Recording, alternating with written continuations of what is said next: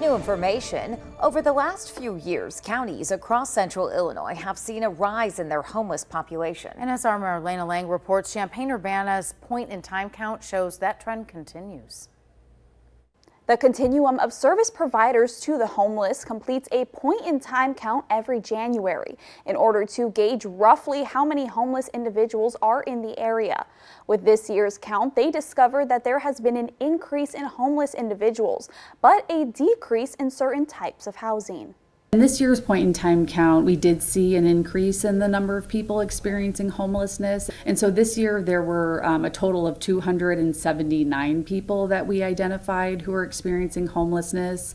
And compared to last year in 2023, we identified 215 people. In the last year, I've spoken with several experts about the reasoning behind the constant increase in homelessness across central Illinois. In Champaign, some believed it was due to a new low-barrier shelter.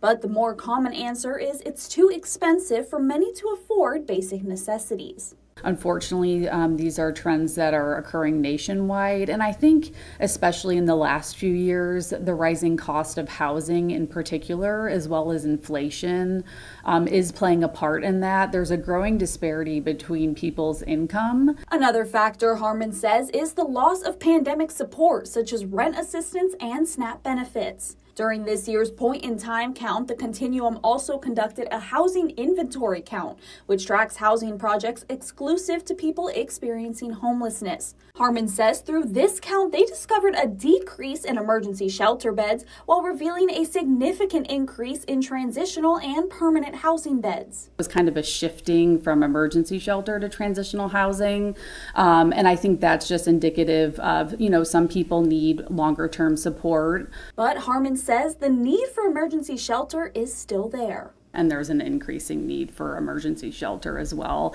It would be great in our community if we had a bed available for when anybody is unsheltered. Harmon added that this year's point-in-time count was done a bit differently than in the past, with more volunteers, follow-ups with local homeless service providers, and canvassing more areas in Champaign-Urbana. Harmon believes this gave them a more accurate number than years before. Reporting, I'm Marlena Lang. Back to you. Thanks, Marlena. The continuum of services providers to the homeless also received additional funding this year from the Illinois Department of Human Services, allowing them to increase the number of supporting housing programs and services. Thanks for watching. Stick around by subscribing today and don't miss a single video.